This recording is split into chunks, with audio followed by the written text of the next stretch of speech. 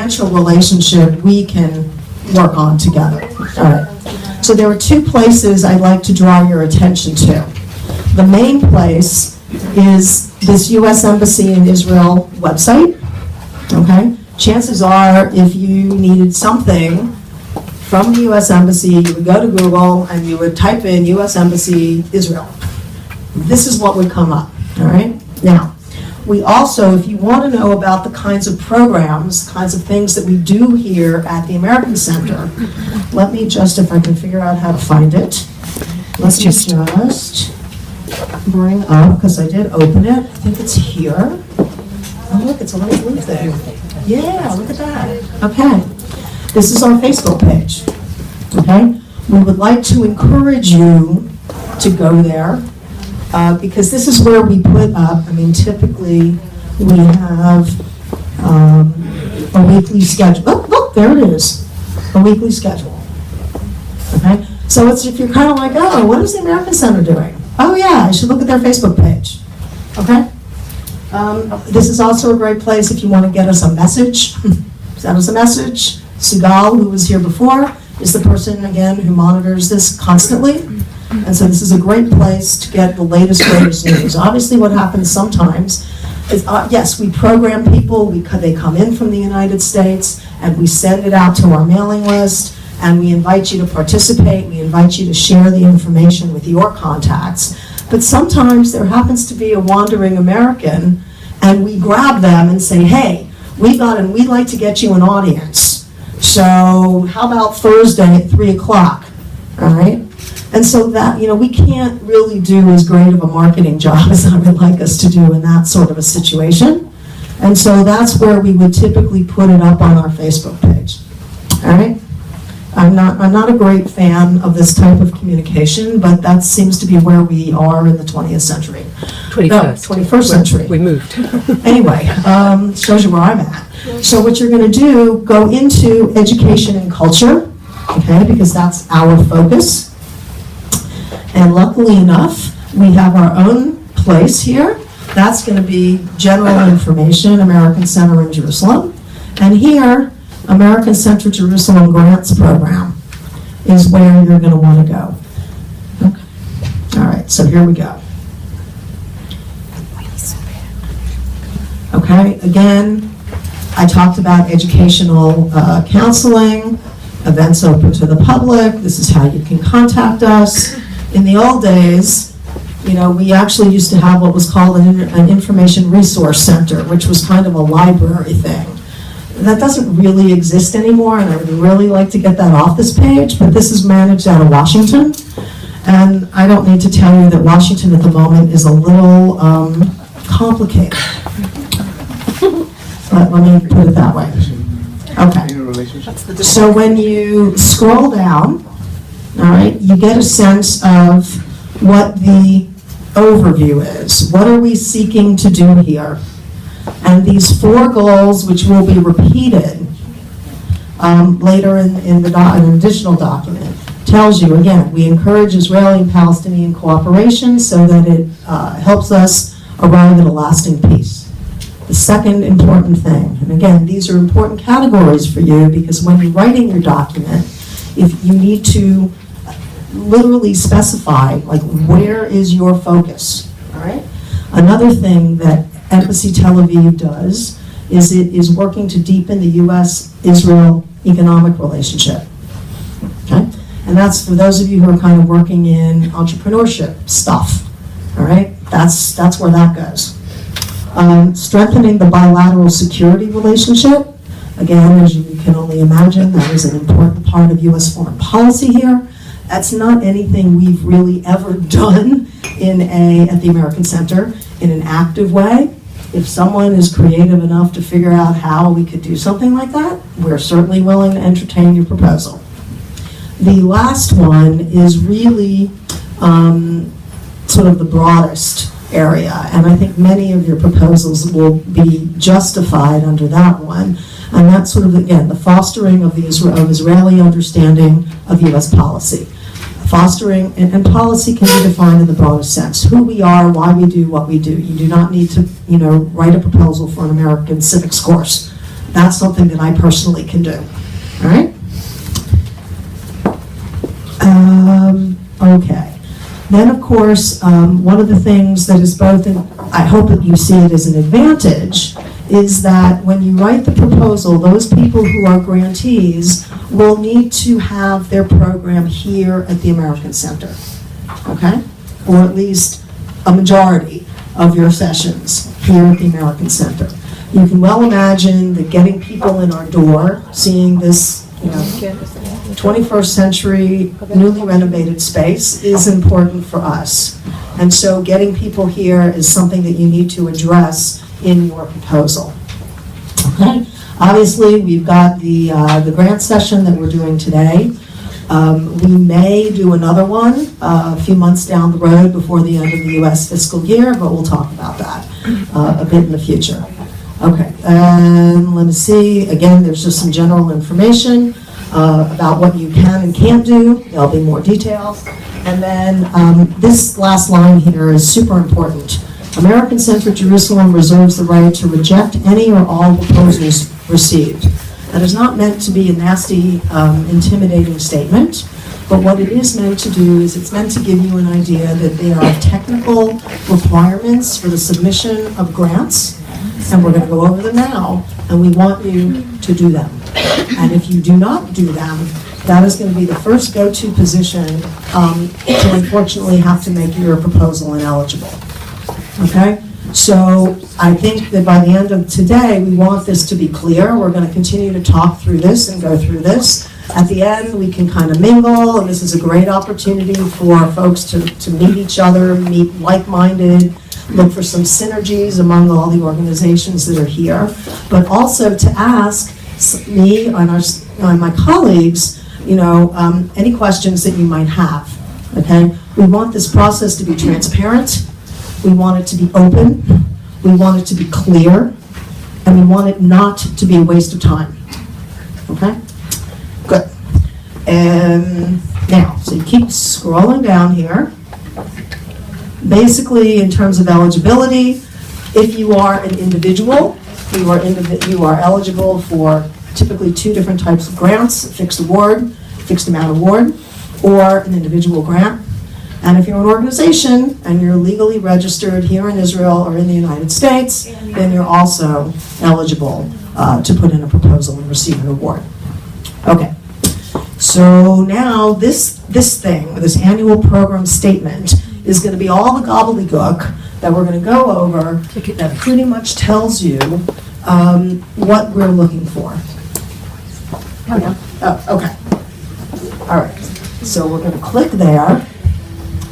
And I do want to shout out my colleague in Tel Aviv. Some of you may know her, Michelle Kimpel-Guzman, who is also a grants officer in Tel Aviv. And she's kind of been responsible for getting the embassy's public diplomacy section and us at the American Center of Jerusalem on board with this kind of information session process, on board with actually publishing an annual program statement. These are requirements of the U.S. government.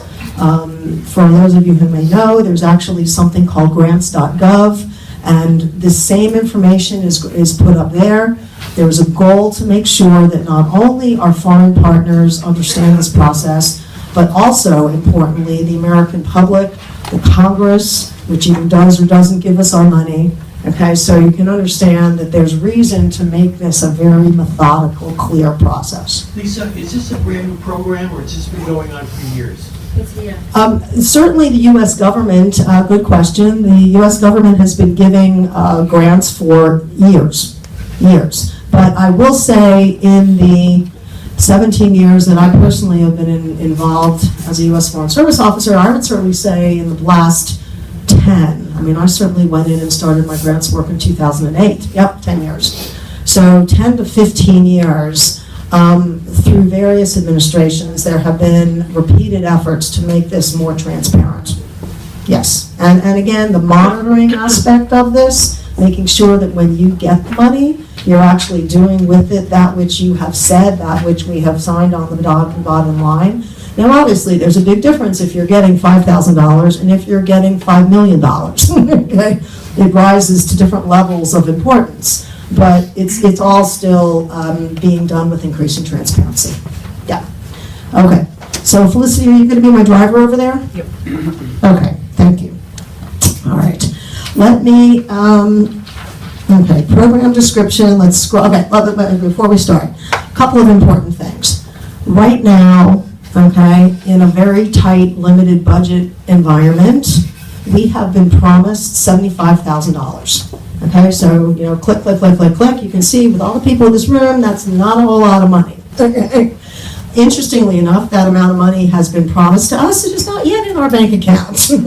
However, we are going to hold Uncle Sam to his word, and we're going to assume that it's going to be getting there soon.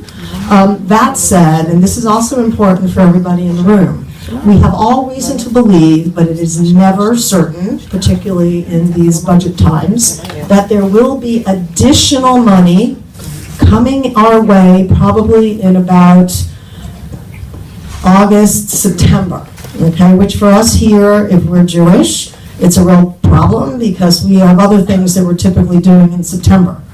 But the American fiscal cycle ends on September 30th, all right? So what that means for you and for all of us is that if you put in a strong proposal and we are, and one that's eligible to be funded because you've met all the technical requirements, we are going to hold on to that proposal if we can't fund it because we've, you know, zipped through our $75,000, all right? We're gonna hold on to that proposal, and somewhere probably around July, August, when you're on vacation and we're gonna have a hard time finding you, we're gonna get in touch and we're gonna say, hey, is this proposal still viable? Is the timing of this proposal, your schedule, can it be revised so that it could start, let's say, on September, you know, on October 1st, using this year's funding, using fiscal year 2018 funding, okay? So don't look at that and go, oh great, I get 75 cents. You know, so this is a process, and it's a conversation.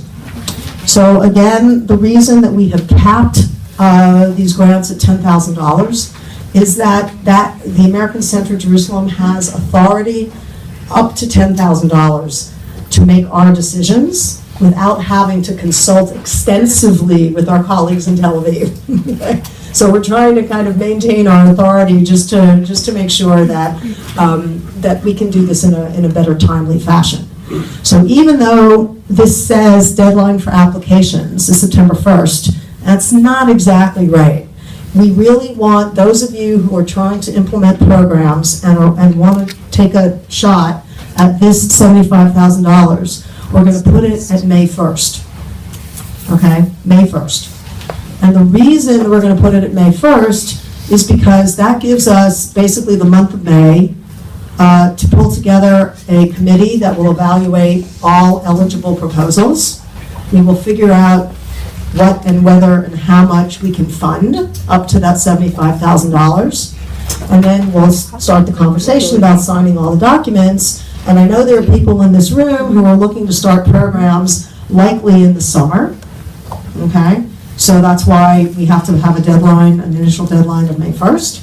And then for those folks who actually, you know, are looking at maybe Acharei Chagim to start programs, you know, there may be the possibility to hold those off for that sort of second wave of funding that we know we're going to get. Yeah. Sorry, this is not clear.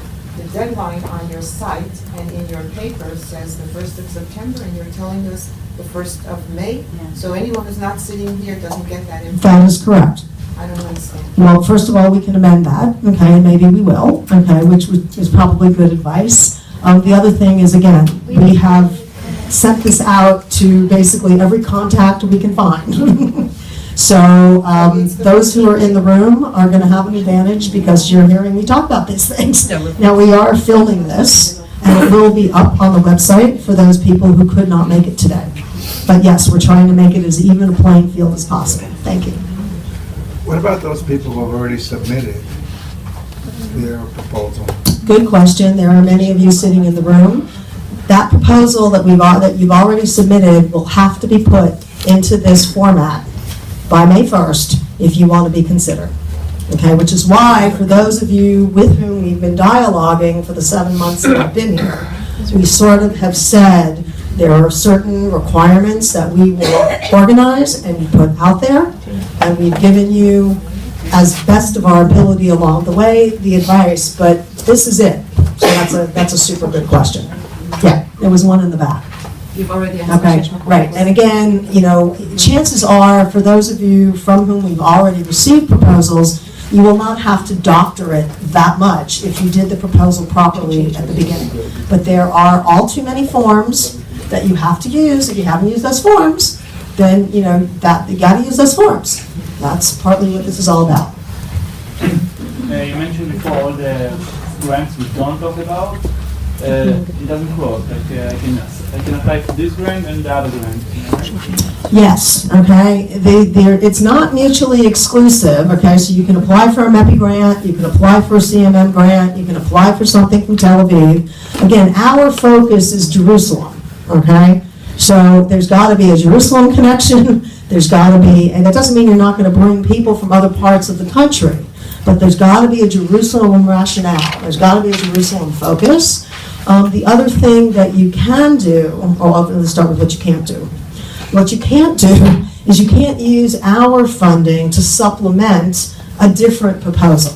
Okay, so let's say you have a MEPI proposal and you're about $9,000 short. Okay, you can't submit a proposal to us that will then augment the money that you're getting from some other U.S. government source. But let's say your MEPI proposal is for a targeted age group of, I don't know, let's say 20-year-olds, okay? But your program produces alumni. But you really don't, in that other MEPI proposal, you didn't really focus on alumni. But obviously, you're alumni for all of us, so we're a rich resource. So we don't want to lose them, all right? So what you need to do, or what you could do, is you could put in a grant with us. Again, if a lot of your alumni or your programming is Jerusalem focused, to say that this, $10,000 would be used to support an alumni program related to this MEPI program. Is that clearer? Yeah. Okay, so it needs to be a different program, a different proposal. It can complement something you're doing. It can expand on something you've done, but it can't be, I need an extra, amount of money. Yeah. Does that mean that you have to be the sole funder for a program? No, not at all. We'll talk about that a little bit. Partnerships are encouraged. Again, that's among the reasons why at the end, if you'd like to mill around and find people who might be doing similar work to you. The other thing that we also do look for is cost share. Okay, that basically means it can be cost share in dollars. It can also be cost share in resources. It can be cost share in personnel. Okay, and when we get to the budget part, that would also be part of what you would explain in the budget, which basically means that, we're throwing in from whatever organization X person who is going to be managing this grant, but we're paying that person's salary. The American Center Jerusalem is not paying that person's salary out of this grant. Okay? Or, for instance, if your proposal involves transporting people, unfortunately here the cost of transportation is significant, right? You need to rent a bus to bring, school kids. We have a program right now that pairs a school in Nazareth with a school here and a school in New York. And so when we have to move the Nazareth kids to Jerusalem and the Jerusalem kids to Nazareth, that's a chunk of change, okay? So the cost share could be that your organization is actually covering that cost, and so the grant money, is going to be doing other things. Okay, that makes some sense? Great, good. Okay, let's scroll down a little bit, and I think it's probably important to talk about the breadth of our priorities. Question over here. Hi. Yeah. My name is Sivan from the New Story Leadership Program. Question regarding what you mentioned right now. So you cannot you will not sponsor transportation fund, but like you said, other things such as in regards to the example you just mentioned. We would sponsor transportation funds. We have Okay. plenty of grants that do. I'm not saying that that's off the table, Okay. to use popular US government language at the moment. But what I am saying is that if you chose to cost share, Yeah. that's one way you Okay. might do it. That you guys would pick up the transportation costs, or you guys would pick up the salary for the particular individual in your organization that is working on, is implementing this grant. And then you, as the American House, would like to be invested more. American Center, America American House Center, is sorry. consulate. American Center, Sorry, I sorry. know. As American Center, you would like to be invested more in the content for the activities, more in like. Absolutely, absolutely. I mean, not only do we want to support, I mean, again, this is a partnership, not only do we want to support what it is you're doing, but we're also required, again, because of Congress and on behalf of the American taxpayer, to monitor. Now, this does not mean that we're, like hiding behind walls, like peeking out trying to figure out whether you're doing exactly what you said you were doing. But it does mean that we do need to know what it is you're doing. Okay? Thank you. And there are lots of ways of identifying that. So again, these are the same 4 big picture, this is what Embassy Tel Aviv is interested in, okay? And so again, you're with these priorities in mind, where you can tie your particular proposal to those priorities, that is going to give you an advantage, okay? That's why we're giving you the money, that's why you're bringing us your great idea, okay? And let's move a little bit, okay. And so here, in terms of eligible activities, this is not a conclusive list, but it does give you a sense of the breadth. And, there really is a lot of breadth. This is an incredibly creative country with a lot of really innovative people. And so we want you to think and to partner and to come up with ideas that are going to knock our socks off, okay? I would almost suggest there's really nothing that's, again, if you fit into these categories, there's really not anything that we are unwilling to entertain, right? I would like to point out that it's really important for you to identify the American element, okay? What is the American element that you're bringing to this project? How will our collective audiences understand something new, something different, something updated about the United States because we're in a collaborative relationship, okay?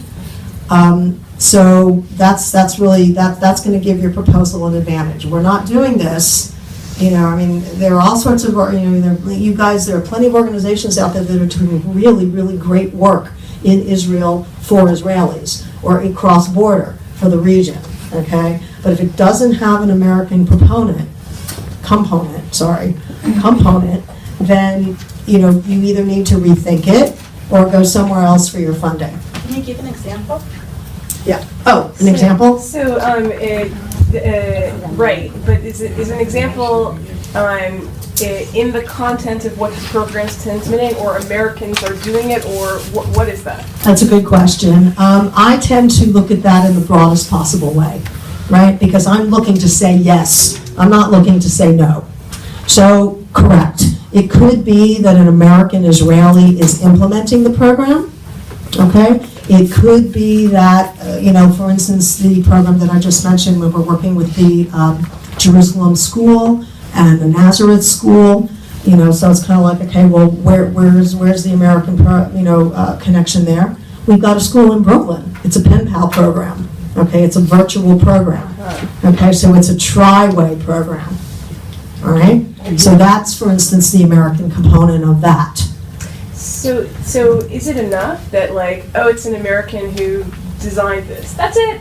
Or no, you need to have there is that Brooklyn School, or there's a theory, there's a piece of work here that was designed in America and that will be discussed a little bit, and here's the implementation here. What is that? Okay, it's sort of a sliding scale. For instance, let's say that American Israeli is using an American model. Okay, for instance, there's, everybody, I know there are a lot of organizations that are interested and have been using the Harvard negotiation model. Okay, and so again, that obviously is bringing a very American component to the project. So personnel is not enough. Personnel is probably not enough because we're lucky here to have many American Israelis. So, but it's a good start. But I would suggest, again, as you let your brain creatively wander over all of these possibilities, there are really all sorts of other ways. Now, again, for instance, this room, which is really important for you to see, is really a high-tech space. Back behind that window, we've got a whole sound room that for those of you who are into that stuff, I mean, I know there are more buttons and switches in there. My guy who controls that room, basically doesn't even let me in because he doesn't scared him to touch something. So, we've got the capacity here. We've got professional level lighting. We've got the capacity, and we've done programs where we have digitally, virtually brought people in from all across the United States. So, I mean, that also opens up lots of potential opportunities. Okay, and again, let's say you're doing part of your program off-site where you don't necessarily have that capacity, but here you do. That's among the things that you would be able to do if you get a grant and you're doing some of that grant, you're literally bringing people in this door. Okay? Question. Yeah. For example, if I take an American blues artist and bring him here to use that wonderful sound and put him together with an Israeli band, that would be? Absolutely. It's the kind of thing that we've done and would be interested in hearing more about. So this is a question about a slippery slope.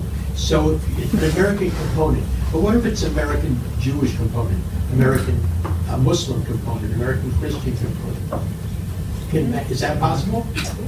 Sounds good. I mean, again, diversity, you're going to see, we talk about diversity in here. I don't know how many times it's in there. We got inclusion going on. We've got understanding the United States. Again, I would suggest you can't really understand the United States if you don't understand our religious diversity. So, sure. Just in terms of bringing people physically here, is this building accessible? Oh, absolutely. This is a public space. And so, yeah, I mean, again, for all of you, all of your organizations, all of your contacts, I mean, we have people walking in the door. I don't care who and where they're from. She means wheelchair. We have a Oh, yes, we have an elevator. We have an elevator, absolutely, and we've done programs here. Yes, and this killer stage, okay, which is really not a stage. This is actually a dance floor. The rest of the pieces are back there because we actually, right now, there will be some performances, I think in April, as a matter of fact. April the 15th. April, for a group that's using our space for an integrated dance program, okay? But this is going away because this is like a legal hazard. So please, as you're walking out and milling about later, do not fall over this stage. But yes, so it is accessible. We've got an elevator. It's super important to the U.S. government that everything is as accessible as it can be. Yeah. How much of the program must be conducted here? How much of the program? Did we say? Did we put that? We said the majority. The majority. Thank The you. majority, if I'm planning 5 sessions of something, then a few of them must be here? Yes. 2 to 3. Yes, absolutely. But some of them are not of character that is about necessarily sessions or things like that. I'm not sure I understood the question. Could you try again? Not all suggestions or programs are about having sessions. They're different characters that don't need to be facilitated in physical space. Yeah. Well, I mean, again, something needs to be here. So I don't know if that means it's a starting session and a closing session, if you're only having a few sessions. I mean, some of you are going to put in proposals for, 9-month programs. Some of you are going to put in proposals for things that might go for a month. Okay? And so again, if you're a month, when you figure your 4 sessions once a week, we want to see you at the beginning, we want to see you at the end. What you do in between, you know, is as long as we know what it is. We'll come up with something. Okay, fair enough. So like if there's an artist in residency program, let's say, Yes. but obviously the artist isn't going to be able to be working here because she needs a studio space or he needs a Right. studio space. Uh, Perhaps the culmination would be an exhibition in the end. Absolutely. Is that enough? Well, you know, I would say an exhibition, if it's an artist in residence, we probably want workshops going on here for audiences, you know, and then So again, that's difficult. A workshop for an artist to create, I mean, the space is limited. Yeah, no, I mean, we understand, and it may not be the kind of proposal we can fund, but what I would suggest is that after, you know, when we're sort of milling about, grab one of the staff members and say, you know, look, is this worth my time putting this in, or is this actually, you know, maybe something else? I think it sounds like when you want to talk to Jackie. Okay? Could you repeat your initial question, please? Yeah, the question was, you know, what do you do if you're going to do sort of an artist in residence program, which of course could be anywhere from, you know, a graphic artist to a photographer to a painter to a ceramicist to a dancer or a musician, you know, arts in the broadest form. And so, you know, yes, we've certainly partnered with organizations where, you know, bringing an artist in is something that we've done. But what we want to make sure is that that person is not just, you know, we're not developing the next Leonardo da Vinci. I mean, not that I, you know, have any, or the next, you know, Ansel Adams, or the next, I suppose I should pick Americans, or, you know, Jasper Johns. I mean, you know, no objection to that, but I'm not really sure that that would easily fit, you know, here. And so I just want to make sure that, you know, there's a way of massaging, sometimes there's a way of thinking about things that can get your program idea in here. And then sometimes they're not, you know, we respect that as well. Oh boy, okay. You mentioned that the program has to have a Jerusalem component. So if you bring in students from outside the city and some of the sessions take place here, or they learn a bit about the city, is that enough? I don't want to say that's enough, but that's certainly, that yes, that has to happen. Yes. Okay. I understand that this is the first of a dynamic process. And the fact that you say that there's quite possibly a second round, but not sure. And because there are so many people here, I would like to just make a suggestion that you include in this round some form of a checkbox. Would you like your proposal, if it is not funded, to be carried over for consideration, such that a submission now will also be a submission for September? Okay, well, what I'm going to say, what I said before, is that will be our standard operating position. So, you know, but yes, as I say, I mean, again, all eligible, that's the key. Eligible proposals that we are not able to fund will be literally kept in our file, okay? And we will check whether we can breathe life back into them once we see how much extra money we have. I'm going to take another question or two, and then I'm going to beg your indulgence and let me continue, because I think there may be answers to the questions in this, like, really, this document that took us hours to put together. Okay. A very simple question regarding the limitations of the program. It cannot be a one-time event, the proposed project, like a conference, like All right, I am a serious not fan of well, I call them one-offs, because I don't think you can do anything with lasting significance with a one-off.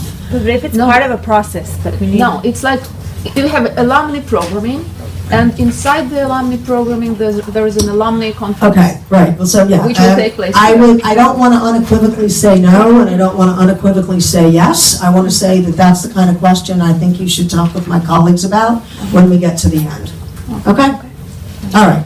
Okay, and then we're going to get the last one, and I'm going back to this document. If our program is like this space or a computer class, something like that, those stuff worth money for us, because if you do it in some other place, we need to pay for it. So do we need to write down the amount of money that it costs us if we don't do it here? Yes, I mean, when we get to the budget, we sort of, I mean, that's kind of part of the cost share details. So absolutely. I mean, among the things that we've done in the 7 months that I've been here is we've given grants to people who've brought in audiences, critical audiences, again, between those 15 and 45, and have defrayed those costs for those audiences, because everything we do here is free, okay? So you cannot charge your participants. That's what the U.S. government is basically giving to the participants. If you want to do it as a private whatever, and you charge 1,000 shekels or whatever it is. That said, one of the more creative programs that we have funded since I've been here requires a volunteer component, okay, from the participants, because, you know, they can't make the participants pay. And there is, and I've lived all over the planet, and I know there is this idea that if it's free, it can't possibly be good. And so my response to that... Jerusalem thinking. Okay, well, you know, my response to that is it's not free. This is a gift from the American people, okay? My taxpayer dollars, and those of you who are American citizens in the crowd, are paying for this. This is a gift of the American people. But in terms of, I mean, look, I know that's, you know, parsing the words, but, you know, in terms of the way people think about it, if they are, and we all talk about buy-in, right? I mean, that's also super important. And so if you, the way to get buy-in is to require a volunteer component in your programming. Okay? All right, let's move on. Okay, let me just make sure. I think I've talked about all of that. Okay, Felicity, let's do a little bit of scrolling down. Okay. Let's get to B, which according to my notes is the non-eligibility list, which is also important because, okay, keep scrolling. This is not eligible. B, are we B? No, but this is the following projects are not eligible. Ah, yes, okay, fair enough. Right. Okay, so cast your eyes on this. And, I mean, again, you know, I think most of this is pretty sensible. If you don't, you know, you don't need to memorize it now. That's why we went to the website. So you can go back and take a look at it. But what I really do need to point out, particularly in this, what I would describe as a rather peculiar Washington environment, is this needs to be nonpartisan. Okay? Meaning that, okay, both in Israel for here, like if all of a sudden, you know, you decide you are putting together a program because you think that you want Meretz to win more seats in the part, you know, in the Knesset for the next election, don't submit that to us. Okay? And again, if you are, you know, if you have strong feelings supporting Republicans over Democrats or Democrats over Republicans, don't submit that to us either. Okay? It has to be nonpartisan. Now, if you're obviously explaining the U.S. system, okay, U.S. society, then yes, you have to talk about a predominantly two-party system. But that means you're talking about predominantly a two-party system. Okay? Nonpartisan. Super important. Okay. I talked about the funding cycles. All right, again, we're going to work for this May 1st deadline so that we can allocate and get money into your hands so that we can start implement programs certainly over the summer, June, hopefully June onward, certainly July onward. And then in order to help us responsibly spend the money that will likely, although I can't guarantee it, that will likely come from the State Department, you know, in September. That's when we have that sort of that second round, okay? So chances are we will put out another call for proposals, you know, so that, you know, those of you who didn't get funded now will have your proposals. We'll come back to you and say, hey, is this still viable? Are you still interested? Can you change your time frame? And then there'll be more proposals too, probably. Although this is, you know, this is a great representation of organizations and individuals here. All right, next I have C. I think we have C, which is, okay, eligibility. Okay, we talked a little bit about this. You basically need to be a registered organization, either here or in the United States, or you need to be an individual. Okay. Okay. And again, we talked about partnerships. If you want to collaborate, two organizations coming together, three organizations, because each of you has something to bring to the table. Makes your proposal stronger together. That's good too. Okay, we talked about cost sharing, right? I think we use the transportation explanation, we use the actual staff salary explanation. Okay, yes, this torture. Okay, yeah, and this is sort of torture. I'm just gonna lay it out. Okay, so we have this thing called a DUNS number. and it's the Data Universal Numbering System. There will not be a test at the end of this session. But basically what this means is you need to apply for this thing, this DUNS number, and I'm going to recommend, first of all, it's a required thing, okay? And so it is, For organizations, not for individuals. I'm sorry? For organizations.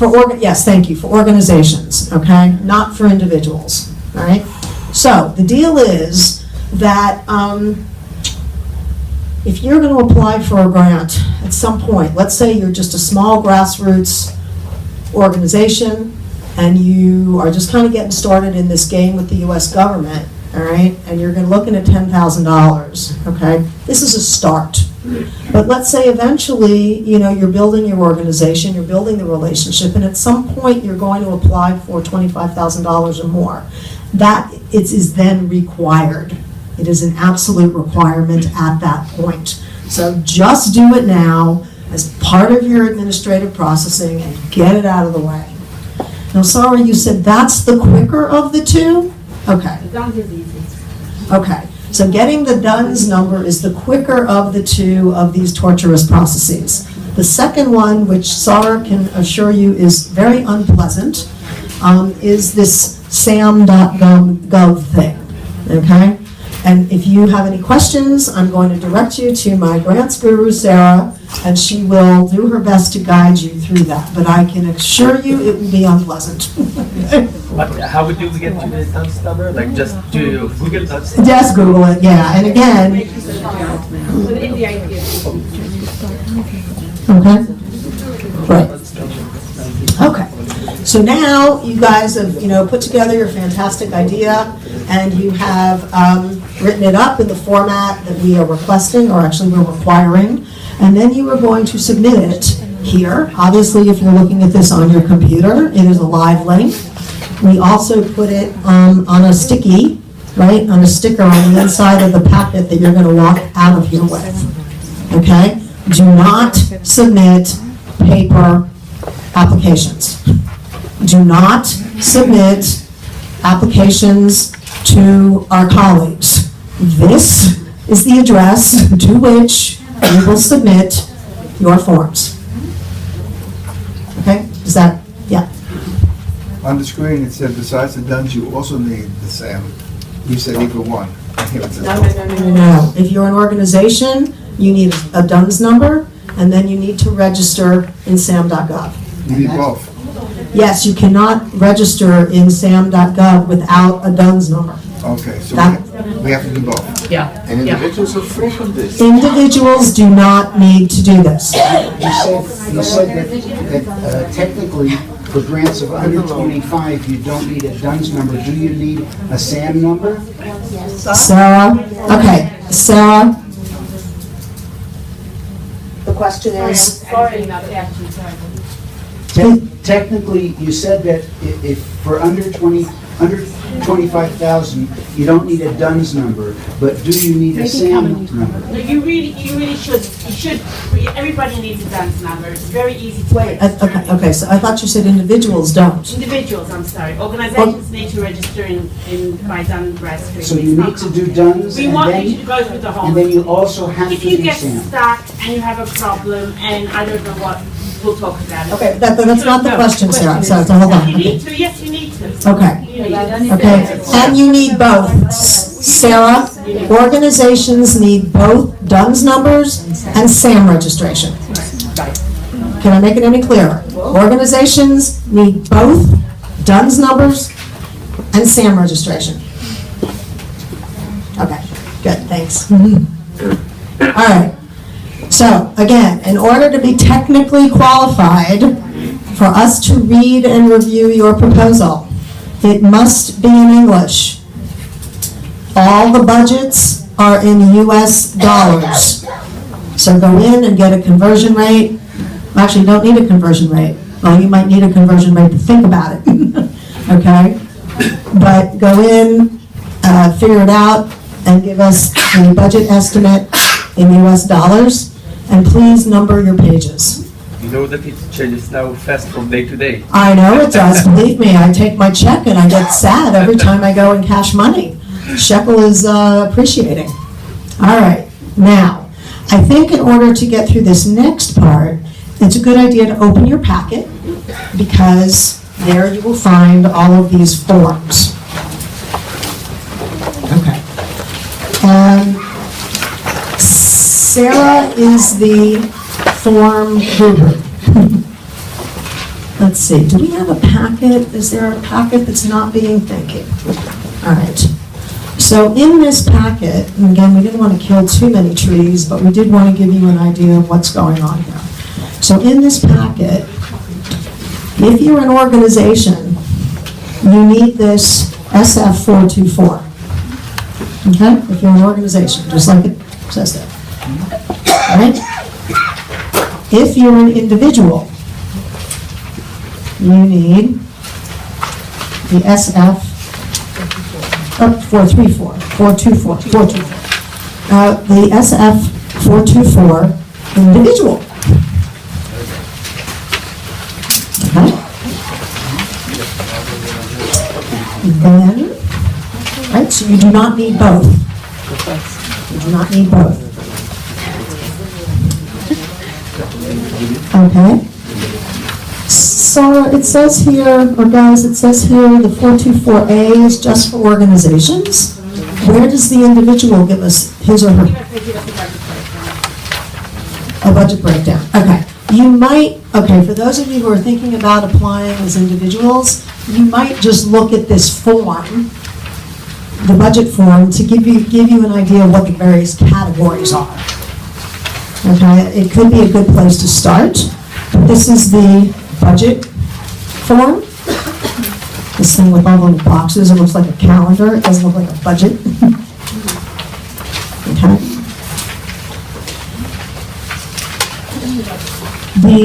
And as you'll see, if you turn to the second page, and that's actually those of you who are looking at putting in an individual budget. Okay, you will see that there's personnel. That's kind of like, okay, who's doing the grant, who's doing it, who's implementing it, who's signing on the bottom line. Fringe benefits. I mean, again, it's kind of like how much salary is going to be allocated to that individual.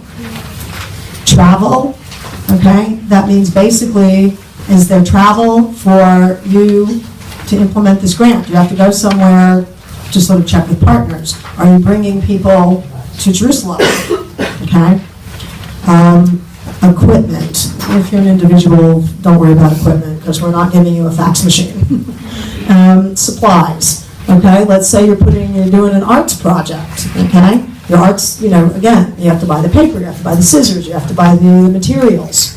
Okay. That's something that we can cover. Contractual, Sarah? Contractual?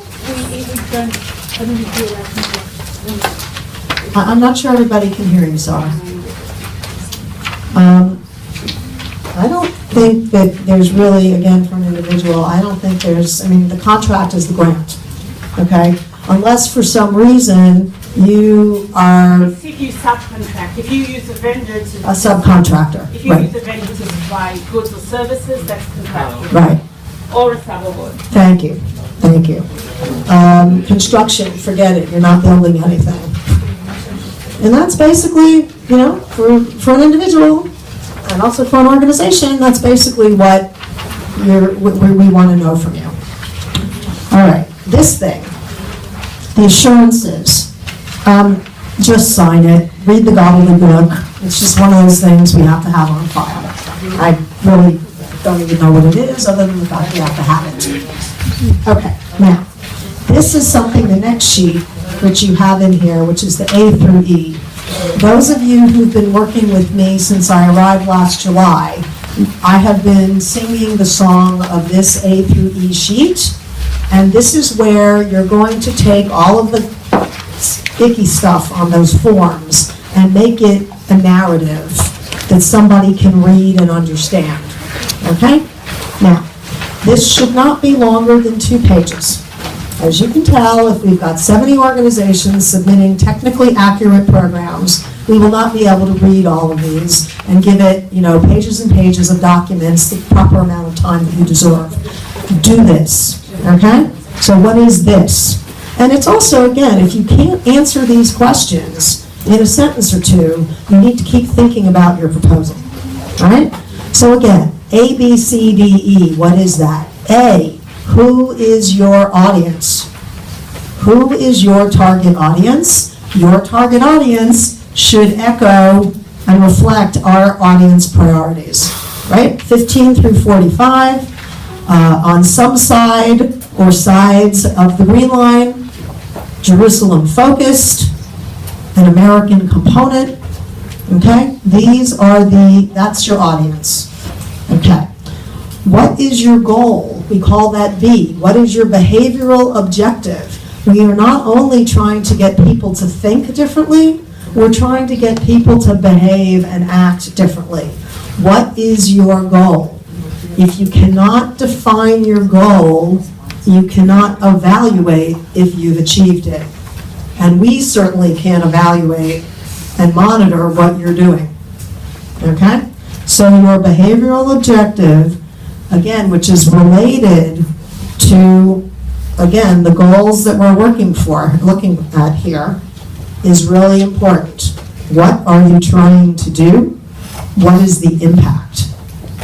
What are you trying to do? What do you expect? Okay, and for those of you who might not know all of, be familiar with all of this stuff, typically in English you have an output and you have an outcome, all right?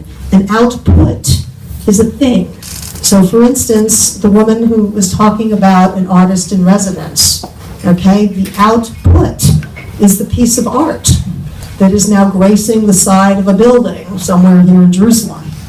Okay, that's the output, that's the thing. Okay, it's the book that's produced. It's tangible, all right? The outcome is the much more murky, hard to identify and hard to evaluate change that we're all hoping for, because that's what makes the world a better place. All right, that's the outcome.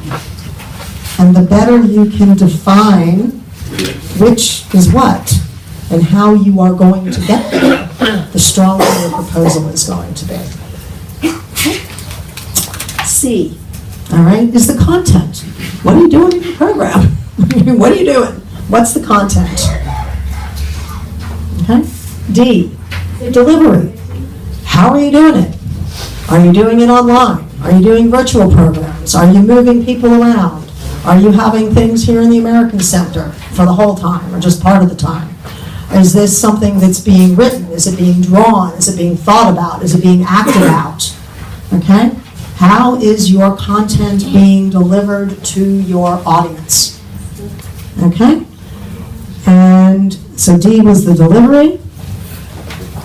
And E is how are you going to know you succeeded? Okay? And again, we understand this is a process. Okay, we understand that just because you established a goal didn't mean you achieved it. Unfortunately, there's way too much of that. But it means that you have a strategic plan, you have a methodology that will allow you, in theory, to achieve your goal. And then you use the evaluation tools. I mean, do you do surveys? Do you follow up with alumni? Okay, and then you tweak it, because maybe you'll put in a follow-on proposal. Okay, but if you don't know how you're going to evaluate if you've succeeded, then you can't possibly move forward. Yeah. Let's talk about attachments. Are attachments allowed? You have a content, you have a book, you have a pamphlet, you have a video, you have a film. Can these all be included? Again, if it can be submitted digitally? Yeah. I guess so, yeah. I mean, again, sometimes a YouTube clip, they say a picture cat, is worth 1,000 words. Sometimes, a sound thing, yeah, sure. But, just also recognize that we're not, as much as we'd like to have hours to review all of this, Do not send us a 2-hour documentary film, because chances are that we won't have a chance to review that. Okay, I mean, I just want to be fair. Okay, yeah. We need to write it in bullets, so we can just send a free writing this content. I mean, look, I don't want to be, the format, dictator, but I do want, what you want to do is you want to convey, what's important for y'all to do is to convey your ideas to us. And if you feel like bullets do that, great. I mean, there's nothing wrong with being concise. Again, 2 pages, so there's kind of a requirement to be concise from the get-go. So yeah, I mean, if it reads well, I have no objections to that. If there's something cross-border with professionals, American, Israeli, and Palestinian, 2-part question, are you going to require vetting for the Palestinian? And are you going to, would you be able to facilitate entry permits?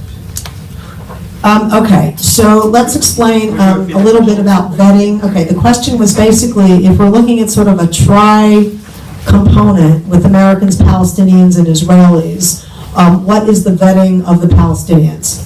Okay, so let's just put vetting in a large category, okay? All people who receive U.S. government grants, Israelis, Palestinians, Vietnamese, French, doesn't matter. Everybody is vetted, okay? Everybody is vetted. I'm not naive enough to think that some people don't merit additional vetting, but the vetting process is the same for everybody, okay? You either are okay to give money to, or you're not okay to give money to. So I think that puts to rest the first part of the question. The second part, in terms of facilitating visas, we can't do that. That is an Israeli issue. Certainly, my colleagues at the consulate spend a lot of time working with COGAT to make sure that it is possible for the people who need to move around. We can. I mean, I would sort of say it depends, but by and large, it's not our job to do that. Although, again, those conversations are continually going on, but it's between our consular sections and our political sections in the Israeli government. It's not a public diplomacy task kind of a deal. So, I know that's kind of blurry. It's one of the subjects, and you wanted to be facilitated here, so. I mean, again, well, we can talk about it. I mean, yeah, it's important, and again, we never know. I mean, just like y'all, I mean, obviously nobody never knows here what it's going to be one day, what it's going to be the next day. We certainly don't know what it's going to be after whatever's happening in May to, establish some sort of an embassy here in Jerusalem. And, we don't know if that's going to be better or worse. We don't know if it's going to be easier or harder. And one day it could be easier, the next day it could be harder. I mean, look, this is this really complicated part of the world, right? Okay. Hi, Lisa. Hi. Joe Himes with Honest Reporter. Oh, right, hi. We met at a coffee shop. Coffee's good. Coffee's good. It's a cultural thing. You can use over coffee. If we have, maybe there are others, we have friends of entities, we have 501c3s and a local AMUTA. And for example, I'm trying to facilitate American news professionals and Israeli news professionals in collaboration. Does this grant process favor either the Israeli charity or the US charity route, or exclude one of them? Where should we be making that application from? As a 501 or as a local Israeli charity? I mean, again, partnering with an American 501c3 is good. Certainly, the programs that we just funded jointly with the consulate, there is one American 501c3 is the lead. I think my inclination would just basically be to, because we're here in Jerusalem, I'd grant to the Israeli organization would be my go-to position, but we can certainly talk about it. Is matching or cost sharing is mandatory or an option? It's optional. It's optional. It's encouraged, but certainly if you don't have that, don't necessarily disqualify yourself. Okay. And let's go to the evaluation criteria, which is coming next. I think go down, other direction. Okay, so, all right, this is all the done stuff, and here's the link. All right, so just click on that, it's a live link, it'll take you to the registration page. Okay, and now this, and I promise we are getting to the end, but how are you gonna know what we are looking at? Okay, this is super important, okay? And just to give you an idea, when we read and evaluate proposals, we literally print off a sheet, and it's going to have these 6 evaluation criteria on it, and it's, you know, it's basically a box, and it's got each line for one of the criteria, and then, you know, we either do it on a 1 to 5 scale, or we do it on a 1 to 10 scale. I mean, this is, it's sort of as methodical and as transparent as it can be within the subjectivity of each individual who's reading and evaluating your proposal. But this is really important that we get out there, okay? So again, you will address, okay, in the course of your documentation, you will address what is your organization's capacity to pull this off. Okay, there are a lot of really great proposals I've already read, not for the American Center. I read proposals, joint proposals, I read embassy proposals, you know, and some of them, I remember one we read where, I mean, again, there was too much cross-border stuff. I mean, it was awesome, but it was just kind of like, is this really going to happen? Do you really have the capacity to do this amazing idea that you're proposing? Maybe not, okay? This is the place where, again, if you have worked with the U.S. government before, this is the place to tell us that, okay? Because that means you have a proven track record.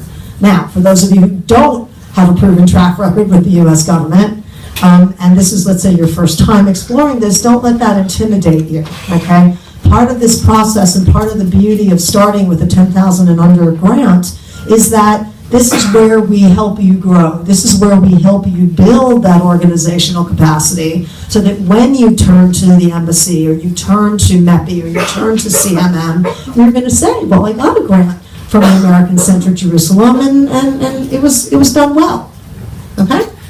And so being done well doesn't always mean you've hit every single one of your goals. And let me also say, it means that you were methodical about trying. It means you were transparent. It means when you saw the train barreling down the tracks towards you, you let your grants officer representative know that, hey, we have this scheduled.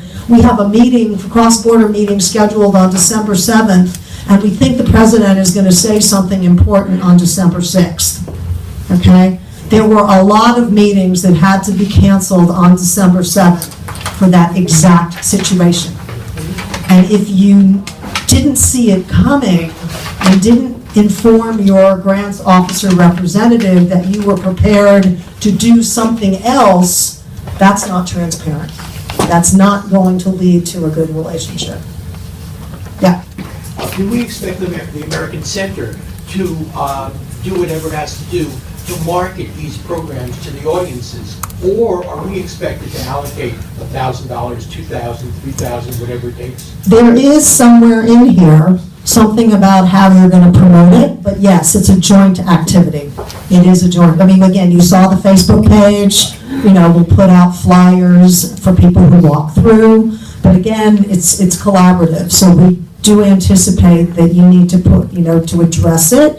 And if it's appropriate to have budget, if you want to put some, we've had programs that, you know, gathered participants by advertising in newspapers. Right. Okay, so yeah, that costs money, and that can be put into the grant. Okay, does that make the grant any more interesting to you because we're spending, you know, a certain amount of money? It could be that's a great place to cost share, right? It could be that your individual organization is picking that up, you know, the $200 that it would cost to, you know, I mean, again, it doesn't, you know, these days it doesn't even have to be that expensive. You know, you buy, you know, some promos on Facebook and you just sort of target, you know, you just target it.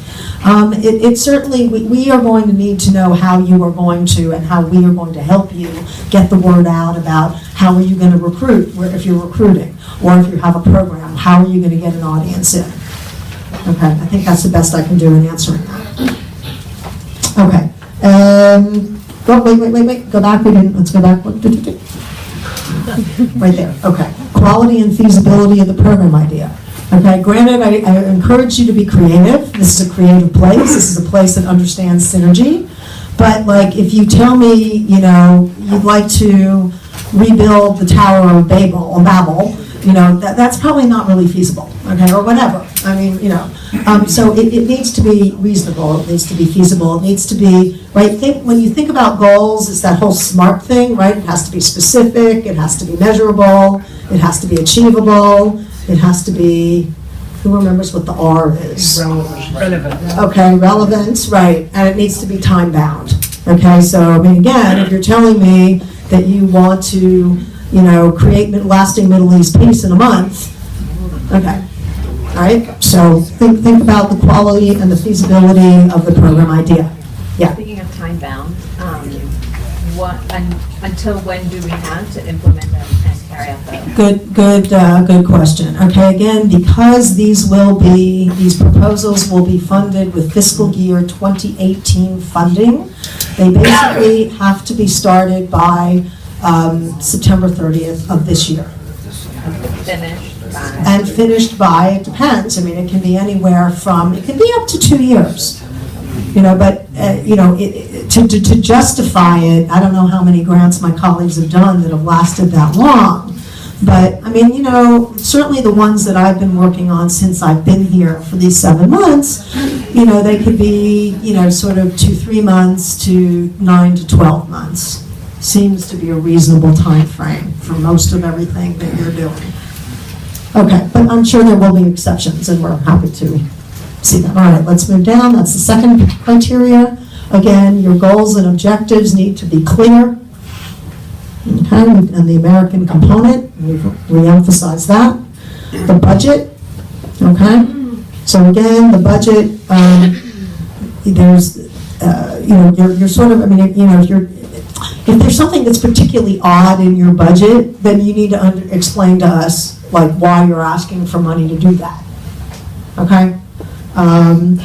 Costs are reasonable, you know, I mean, again, if you're moving populations around, let's say, you know, going back to my example with the Nazareth Jerusalem thing, and you tell me it's $20 to rent a bus, it's not. I can tell you that. So again, the costs have to be reasonable, okay? It has to make sense. I'm all on board for things need to make sense.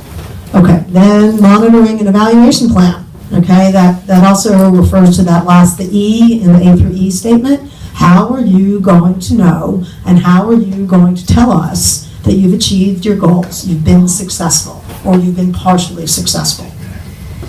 Okay? And when we are evaluating or reading your proposals, that's what we're looking for. I mean, does the author of the proposal, the potential grantee, have a clue how he or she is going to know that they've been successful? Okay, and I guess that's the last one, which somehow got smushed with number 2, but sustainability, okay? Again, the U.S. government cannot continue year after year after year to keep funding the same project, okay? So what are you doing in your thought process to make sure that this is something that is sustainable? That after you lose your U.S. funding, okay, your project or your organization's project is going to continue to have the kind of impact you want. If it's just one short-term activity, and it will have an impact, but we not necessarily would like to do it the next year again.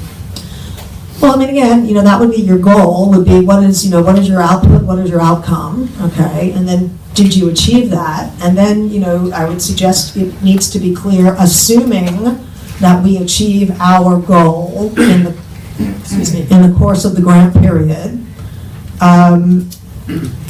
We've made Middle East peace, there's nothing else to do, okay? Or, you know, we will then build upon what, you know, we have completed in this proposal, and we will look at doing something else. I mean, most people who are in the grants world never finish their work. There's always something else working out there. So I guess I'm a little unclear about what you would be thinking about that would never finish, that would finish and be done. but I'm going to ask you to talk to one of my colleagues. Okay. More specifically, and because it may be a little idiosyncratic. It may be very specific to what you're thinking about. All right, and I think we're really, there's just some extra gobbledygook there.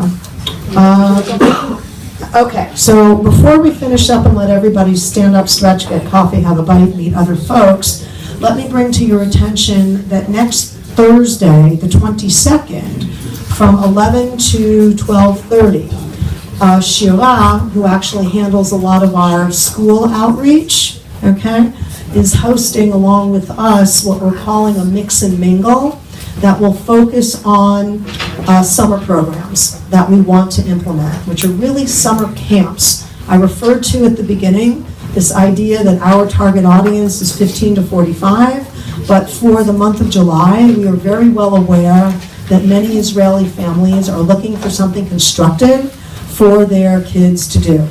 And so we plan to provide, again, with the brain trust that's in this room and others who couldn't make it today, but we know are coming to this mix and mingle. We plan to provide programming pretty much for the month of July that might start for kids 10 or 12. Okay? And what our goal is, and if you know anybody who can provide a camp kind of situation, this will be the environment where we want to mix English with something tactile, something that the kids can do. They can build something, they can create something, and they're going to, experience all of this in English. It's not that we're going to sit them down and bore them to tears with an English class, okay? But the motivating language and our English language professional will be involved with these kinds of programs. So if you have a contribution potentially for that, I would welcome you to come back next Thursday, the 22nd, between 11 and 12:30, because what we hope to do is that getting all of these folks in the room with these ideas, we can kind of hammer out, like, what do we want this year's summer program for that age group, 10, 12 on up, to look like. Oh, it's 1 to 3? Oh, okay, thank you. I thought, okay, good, 1 to 3. Okay? Next Thursday. Next Thursday, 1 to 3. The last thing that I will say is that, again, this space is public, it's open, it's free, and it's for your use regardless of whether you get money from us, okay? So a lot of times you'll walk in here and you'll see some of you are with organizations that have parked themselves either irregularly or regularly in our space, because that's where you just meet and you do planning, okay? Because it doesn't cost you anything. And usually we have our coffee and tea and things to munch on, whatever. So please use our space regardless of whether you get the grant. If you get the grant, you have to use our space. Publish the idea that we are a public space to your contacts, to your own audiences. And so in terms of prioritizing the use of this space, you should know that because we are not open 24/7, and we definitely right now, for some administrative reasons, do not have as much opening into the evening as we will have in the future. We had it very periodically and then it disappeared. We have 2 nights a week right now, right, where we're open from until 8:30. For the next week or so, it's going to be Tuesdays and Wednesday nights till 8:30. And then from March 25th onward, it's going to be Sundays and Thursday nights, Sundays and Thursdays? Sundays and Wednesdays. Sundays and Wednesdays, okay? But in terms of prioritizing who gets to use this space, we've had as many as 4 programs running simultaneously. It's not a 3-ring circus, it's a 4-ring circus. Sometimes it works better than others, but, okay, so grantees, okay, get access to our space. That's our number 1 priority. Our number 2 priority would be our U.S. government colleagues, okay, USAID, the embassy, the consulate, okay? They have priority, second priority to our space. And the third priority are organizations like all of yours, the like-minded organizations. We're doing the same kind of work. We believe in the same kind of values. We're promoting the creation of the same kind of future world. And we will then give you sort of third priority. So if you have an event that you just need a space for, and we haven't given you money, let's talk about it. Okay? Yeah. When you mention an event, you mean both for like here in Jerusalem and in Ramallah as well? Like I can connect you to the Ramallah folks, but I can't offer their space because it's not my space. like for leading interviews, for instance. For interviews, I mean, if you want to do interviews for your selection process, we'll talk about using our space, and I can connect you to the person in Ramallah. I know they've been closed, but I think I just saw they're opening this week in Ramallah. Yeah. So any additional questions? Mingle, ask. Yes. I have a technical question. For Sure. an organization that have never ever applied to grants, who would be my address? I envision that we might need help in completing the form, especially the budget form. Okay, For technical sure. reasons. Either put something on our Facebook page, okay, that basically says help, okay? No, just put it on the Facebook page. We have somebody who, who minds the Facebook page, or send an email to that email address. That is your grant's email address. There is something in the form that says for any questions, go to Tel Aviv ACJ Grants, and then you can send that question. So thank you for being such an attentive audience, and, go forth and create, and we want to see you again. Thank you. Take care. Okay. Thank you.